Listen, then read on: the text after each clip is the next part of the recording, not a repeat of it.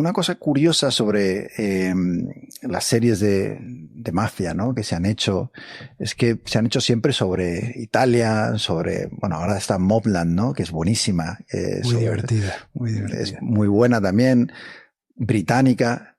Y sin embargo, en España, que tenemos claramente mucha mafia, la gente como que o no se ha atrevido a hacer series de mafia o ¿qué ha ocurrido? Porque contenido había de sobra.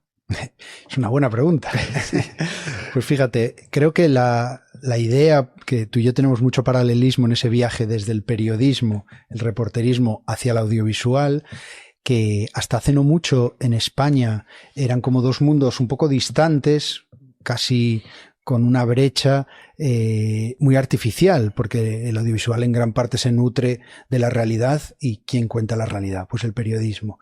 Pues como te decía, ese viaje que hemos hecho desde el periodismo hacia el audiovisual, que hoy está muy conectado en España y se nutre mucho de eso, te permite ver que mientras el periodismo pues se dedicaba a poner luz y a meter el dedo en las miserias que tenemos como país y como sociedad, porque es lo que le corresponde al periodismo, al menos al periodismo honesto, el audiovisual me da la impresión, y esto es una opinión personal, de que durante muchos años ha evitado poner en valor nuestras miserias, que es algo que, como bien decías, pues en Francia ni hablar, en Italia, los anglosajones, sí. Etcétera, pues lo entendían de la manera contraria, es decir, ¿dónde están nuestras miserias? Porque vamos a explotarlas culturalmente, y de ahí han nacido pues series de culto, películas, novelas, y en España parece que vimos un pasito atrás, ¿no? Con eso. Diría que ha cambiado, en los últimos años ha cambiado y hemos empezado a observar nuestras miserias, y por eso han empezado a brotar series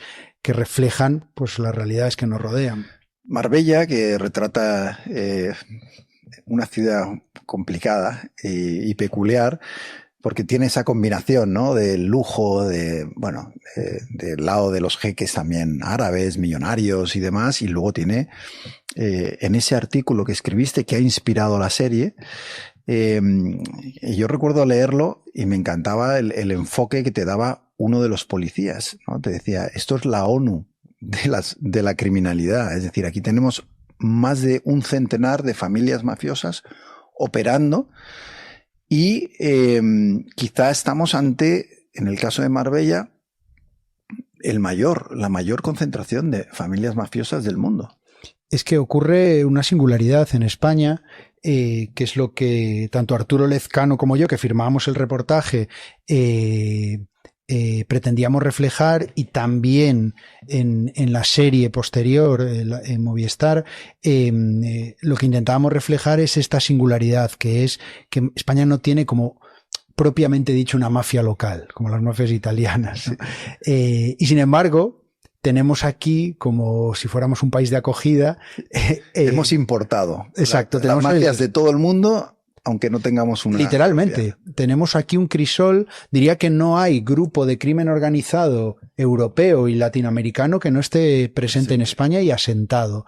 Y eso es una particularidad que tiene España muy nefasta, que se explica, bueno, primero porque se vive bien en España, Marbella, la Costa del Sol. Sí, sí. Bueno, es un lugar donde se vive muy bien. Y después porque hay una serie de factores que tienen que ver con lo geográfico, y también, ¿por qué no decirlo? Pues con las condiciones que tienen las fuerzas de seguridad en España, con las facilidades de blanqueo de dinero que se encuentran en España, una serie de factores estructurales que han hecho que los grupos organizados se asienten a hacer negocios aquí, de manera que el resultado que nos encontramos es pues lo que intentamos reflejar en la serie Marbella, o lo que reflejábamos en el reportaje, que es que tenemos los dragones del crimen organizado viviendo aquí en España, y lo estamos viendo estos días, dando pasos cada vez más imponentes. Si antes se dedicaban discretamente a sus negocios al lavado de dinero, hoy en día estamos viendo cómo están disparando con armas de guerra a policías, cómo están atacando, cómo se defienden de los asaltos policiales con Kalashnikov. Es decir, estamos en un escenario que si nos lo cuentan hace 10 años no nos lo creemos. Y esto es, de nuevo, una opinión, solo el principio. Porque durante muchos años nos hemos creído inmunes a lo que está pasando aquí al lado, en Países Bajos, con atentados contra periodistas, abogados, en Suecia, donde día sí y día no hay atentados con bombas de grupos organizados. pues me temo que estamos por ese mismo camino y que no está habiendo una reacción política a la altura. No solo no hay reacción política, sino que además, y tú lo has descrito muy bien en tus reportajes, la policía está desbordada, no tienen los medios suficientes para hacer frente a lo que viene. La policía no tiene medios ni humanos ni, sobre todo, y lo más importante, tecnológicos. Los grupos criminales van por delante en tecnología, que es esencial hoy en día. Y esto es una demanda constante. Yo todos los agentes que conozco de los grupos de élite contra el crimen organizado, casi me suplican, por favor, dad voz, necesitamos tecnología, necesitamos medios. No puede ser que un policía vaya a un asalto a un grupo criminal con un chaleco antibalas que si le dispara una Kalashnikov le atraviesa el chaleco. Es inviable. Mientras que los mafiosos o los narcotraficantes tienen el mejor chaleco antibalas. El mejor chaleco, los mejores móviles encriptados, los mejores sistemas para la no detección de sus mensajes y comunicaciones, van muy por delante. Mira, un ejemplo muy sencillo y muy reconocible para todo el mundo. Cuando nos encontramos estas escenas de narcolanchas por el Guadalquivir o por el Estrecho, una pregunta que al ciudadano medio, con toda la lógica, le viene a la cabeza es decir, oye, pero ¿qué hace esta lancha a plena luz del día? ¿O qué hacen estas 4 lanchas a plena? ¿Por qué no acude ahí la Guardia Civil, la policía? Y la respuesta es tan sencilla y tan desmoralizante como que saben perfectamente que no está ahí la Guardia Civil ni se le espera, porque ya les han detectado, ya saben dónde está la Guardia Civil, ya sabe dónde está aduanas, por tanto, saben que pueden estar por ahí. ¿Por qué? Porque tienen la tecnología y porque tienen la infiltración, otro gran problema. Se han asentado durante tanto tiempo los grupos de crimen organizado que lógicamente han infiltrado sus tentáculos tanto en las fuerzas de seguridad como en las instituciones judiciales. A día de hoy tienen informantes, chivatos, funcionarios comprados en absolutamente todas las instituciones que nos podamos imaginar. En España. En España. Eso se llama mafia. Y tiene una realidad con un peso tremendo en España. Pero se habla poco de esa infiltración. En otros casos sí, en Italia históricamente. Y sin embargo en España se habla poco de esa infiltración de las mafias en el Estado. La percepción de la corrupción, tanto policial como judicial, en España es una percepción muy débil para el ciudadano. El ciudadano medio cree que prácticamente no hay corrupción policial y judicial. La realidad, desgraciadamente, es que sí que hay mucha más corrupción de lo que se percibe y que es un problema que, de nuevo, aunque no lo justifica, sí que se explica a través de la precariedad. Pues es muy difícil. Sueldos bajos, pocos medios, de repente te llega una familia mafiosa y eso está ocurriendo por mirar a otro lado te ofrece y está ocurriendo sin que haya ninguna respuesta, en el sentido de que a nivel gobierno, ¿no? Da la sensación de que tiene que pasar algo como lo que vimos, ¿no? Cuando 2 guardias civiles murieron, ¿no? Una narcolancha les pasó por encima prácticamente. Y entonces sí, se arma un escándalo y de repente nos enteramos, porque como sociedad tampoco sabemos, ¿no? En qué dificultad está la gente que está luchando contra eso. Entonces, claro, les estamos exigiendo mucho más de lo que es posible, quizá. No hay reacción política porque tampoco parece que les penalice políticamente, no hay una alerta, empieza a haberla, pero desde luego no es algo que esté en la agenda de ningún partido. De ahí, un poco, soy reiterativo con esto, pero de ahí que el crimen organizado se esté convirtiendo en un monstruo que nos va a acabar devorando, porque no parece haber una reacción a la altura de lo que exige una situación que está ya poniendo en peligro la vida de agentes, pero que amenaza con perturbar la seguridad de un país extraordinariamente seguro como es España. Los malos están ganando. Los malos están cada vez más cómodos y son cada vez más valientes. Antes era impensable que apareciese la policía en una redada y le recibiesen a disparos. Hoy es moneda corriente. No solo eso. Policías, fiscales, guardias civiles que reciben mensajes, fotos intimidatorias, amenazas, coches quemados, ruedas pinchadas. Esto está a la orden del día y no parece que haya demasiada luz ni demasiada conciencia sobre esto, y creo que y enganchamos con el comienzo, ya no solo el periodismo, también tenemos la obligación desde todos los ámbitos de la comunicación en poner luz y en darle voz a esto, porque la administración en España a todos los niveles necesita reaccionar ante lo que yo considero que es uno de los grandísimos problemas que afronta España para la siguiente década. Y déjame añadir solo una cosa más, que es el problema de nuestra justicia. Tenemos la justicia colapsada. No puede ser que un macroproceso de narcotráfico sea llevado por un juzgado local que está saturado de 150 demandas civiles, 3 divorcios, un no sé qué, y un macroproceso de narcotráfico. Es inviable. La justicia está colapsada y en ese colapso se forman unas grietas por las cuales se escapan muchos criminales, dando la sensación de que en España hay impunidad.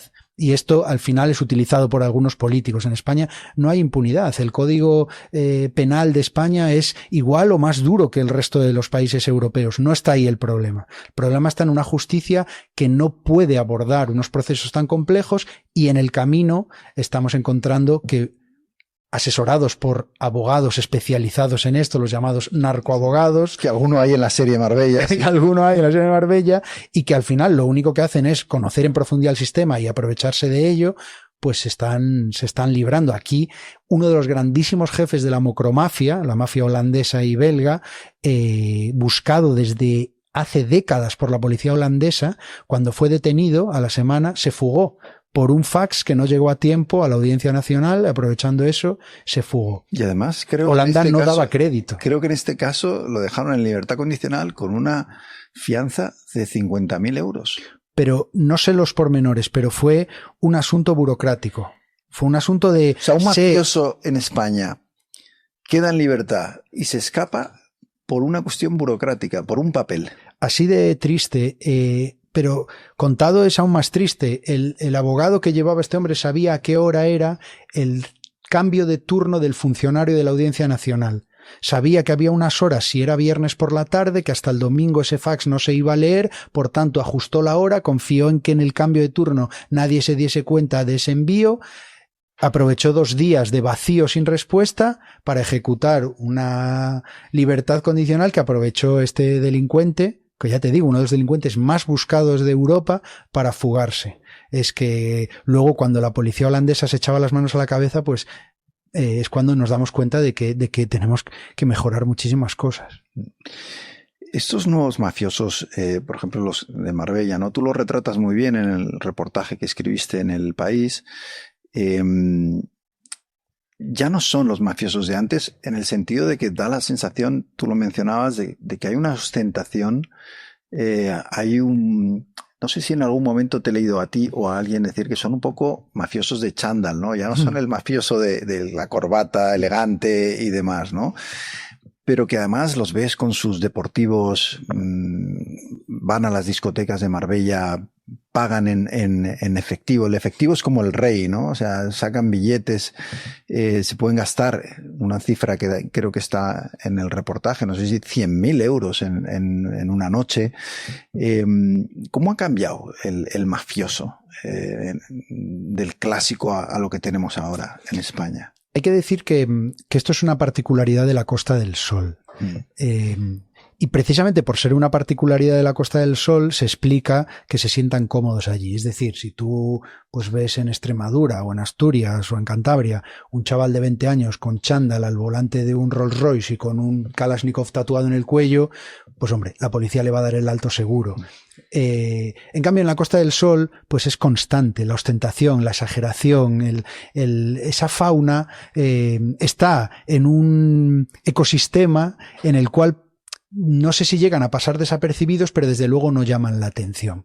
Entonces han encontrado un hábitat ahí en el que poder expresarse libremente. Y además en un hábitat donde hay muchísimo, como decías, muchísimo dinero en efectivo, muchísimo dinero negro, donde tú puedes pagar en muchísimos sitios cantidades que en otras partes de España te pondrían problemas. Desde concesionarios a restaurantes a... ¿Te paga un deportivo al contado con cash? Sí, esto está ocurriendo en la Costa del Sol y es un circuito difícil de cerrar porque se mueven muchos millones de euros, ¿no? Entonces, claro, esto a veces me da rabia porque algunos vecinos de Marbella y de la Costa del Sol pues se sienten como un poco vilipendiados, estigmatizados por eso. Y yo pues siempre intento explicar, y lo comprendo perfectamente, porque también he tenido esta experiencia con Fariña hablando del narcotráfico en Galicia, pero lo comprendo, pero yo intento explicar que la intención no es más que denunciar lo que ellos mismos están hartos de presenciar. Son los propios vecinos los primeros interesados en que se sepa que sus vidas están condicionadas por la presencia de un artificio de dinero, de cantidades ingentes de dinero en efectivo que no redundan ni en Marbella ni en ningún municipio, porque de hecho Marbella es un municipio con una renta per cápita inferior a la media de España. Es decir, Marbella no es rica. Lo que pasa es que está llena de ricos. De ricos. Y eso es muy diferente. Y los vecinos son los primeros que denuncian que eso está creciendo, que no se sienten seguros, que cada vez hay una presencia mayor de mafiosos, y yo creo que series como Marbella y por supuesto reportajes como el que mencionabas, creo que lo que hacen más que estigmatizar es poner luz en un problema que debemos resolver y que debemos afrontar, o al menos esa es la intención. De hecho, eso ocurrió con Miami Vice, una serie que la gente joven que nos sigue no sabe ni de qué les estoy hablando, pero que... Fíjate que hasta yo era pequeño con esa serie, o sea, casi no me acuerdo. Esto me hace muy mayor, pero esa serie retrata muy bien el deterioro, la mafia, el narcotráfico en Miami en una época en la que era muy diferente a lo que es hoy. Y una de las razones de que ahí se empezara a actuar y a tomar medidas para acabar con ello fue precisamente la imagen que les daba la serie, ¿no? De decir, oye, tenemos que hacer algo. Pues mira, es un ejemplo perfecto. Porque no nos están haciendo series sobre lo bien que va la economía o sobre lo bonitas que son nuestras playas, sino sobre la mafia y el narcotráfico. Entonces, bueno, yo en Marbella, la verdad es que voy de vez en cuando, presento libros allí, y me llama mucho la atención la naturalidad con la que las personas que no pertenecen a la mafia conviven con la mafia. Y como que ya te dicen, bueno, no, sí, estás cenando en un restaurante y te dicen, bueno, esos dos de ahí, y a lo mejor saben exactamente a qué familia pertenecen de la mafia. Y te lo dicen sin ningún, ¿sabes? Porque lo vas tolerando, lo vas tolerando. Yo en Fariña, sobre el libro sobre el narcotráfico en Galicia, cuento como en los años 80 y 90, yo lo recuerdo de niño, todo el mundo sabía quién eran los narcos, dónde vivían, este hotel es de un narco, este pazo de allí es de un narco, este restaurante. Entonces, como que al final lo toleras, lo acabas casi como asumiendo como inevitable, y no solo eso, si es que no son narcos, sí, también son tus vecinos.